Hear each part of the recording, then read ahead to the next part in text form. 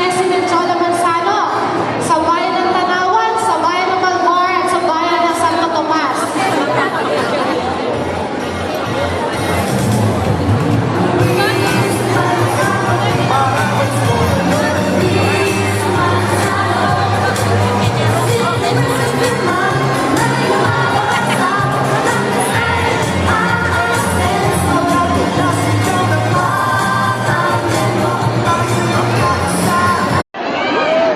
Pero huwag ko kayong mag-alala, iiklihan ko ng punto.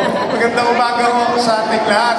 Mga taga Santo Tomas, taga Malvar, welcome na welcome po kayo dito sa aming lungsod ng Tanawan. Mga kababayan, alam mo namin, hindi kami